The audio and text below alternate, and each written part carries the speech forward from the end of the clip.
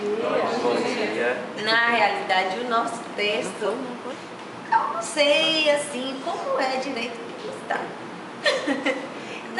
Não é aquele texto, ficou uma mistura aí. Aí pode tudo. Aí assim, pode tudo.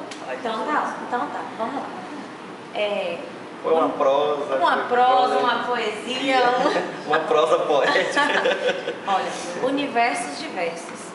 Não nos recordamos bem em que mundo começou esta história. Foi porque chegamos atrasados e não obedecemos ao aviso da porta, ou porque nos relaxamos mais que deveríamos ao adentrarmos nela. Só sei que começou de um ponto, o corpo, o qual se esticou, se encolheu, levou e deixou ser levado, se embalou ao som de uma música, tocou e permitiu ser tocado e atingiu um outro ponto, a mente. Esta, a alguns levou ao passado, às boas ou más lembranças. Outros se sentiram sozinhos, em lugares distantes. Havia ainda os que não conseguiram se concentrar, talvez pela energia do grupo ou pela dificuldade de cuidar de si próprio. Só sabíamos que naquele momento poderíamos chegarmos a uma paisagem de onde veríamos uma janela, uma porta, uma casa e quintais de alguma vila vizinha de uma cidadezinha, perto de algumas ilhas, perto de cidades, países, planetas, universos. Abram os olhos, levantem-se, acabou a dança de corpo e mente. Que pena, nem tudo está consumado. Nós podemos virar a página e fazer novos versos. E, de verso em verso, podemos encontrar universos diversos, transdisciplinar, da filosofia, da didática, da pedagogia, da epistemologia.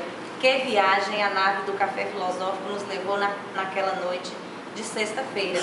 Ora adocicado com as colocações dos professores Paulo César e Antonieta, ora meio amargo com as polêmicas do professor Eliseu. Continuamos então a imaginar à vontade. As palavras da filósofa Viviane Mosé faziam-nos pensar em uma história, em um jogo, em uma escola, em todas as escolas, na vida, no futuro. E se prestássemos bastante atenção, veríamos que em cada palavra, em cada canto, tem uma porta e em cada porta você pode chegar a um outro ponto e ganhar 1 milhão de imaginação ou de perguntas do tipo: como pensar em interdisciplinaridade em uma escola fragmentada, dividida em disciplinas e grades curriculares, distante da vida de professores e alunos em uma sociedade cada vez mais global e vigente? Quais os desafios da educação no mundo contemporâneo? Que delícia de café, no qual as torradas e o pão de queijo deram lugar aos questionamentos e às angústias dos professores, sedentos por uma educação melhor. Tudo bem, mas não podemos transformar isso aqui em um poço de lamentações. E o trabalho de vocês? E o trabalho que vocês vêm desenvolvendo? E os projetos de vocês não contribuem com nada? Quase que gritou o professor Eliseu.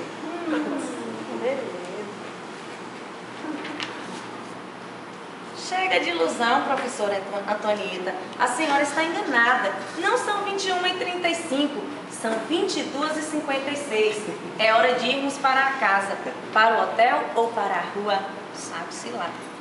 Se nós continuássemos sonhando, porém com os pés no chão, descobriríamos logo que era amanhã de sábado. Lá estávamos nós na fila da xerocopiadora.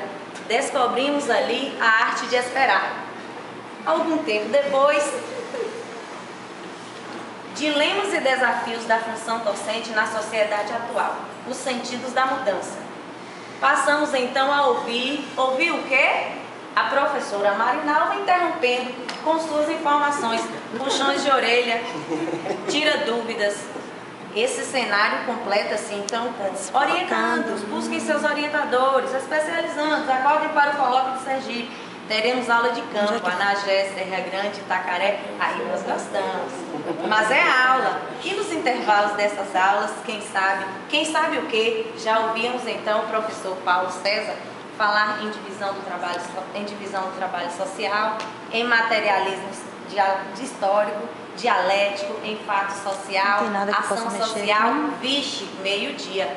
Jamais imaginávamos que a tarde seria um fenômeno chamado, abre aspas, explosão escolar, fecha aspas, marcado por um processo de democratização de acesso à escola. Vê-se então a escola mergulhada no, entre aspas, novamente, tempo de promessas. Assim afirmou Rui Canário no artigo A Escola, das Promessas às Incertezas.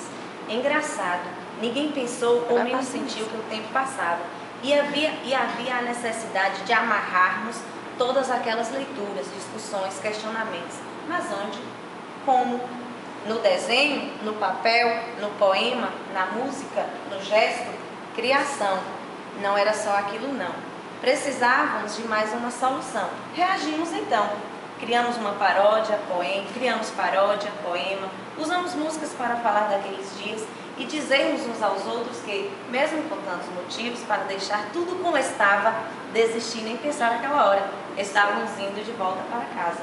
Vimos que, então, que éramos capazes de criar sem limitação, de fazermos um ponto e uma ponte em cada parte descobrir uma nova paisagem, de onde se vê uma janela, uma porta, uma casa e quintais de alguma vila vizinha, de uma cidadezinha, perto de algumas ilhas, perto de cidades, países, planetas, universos diversos.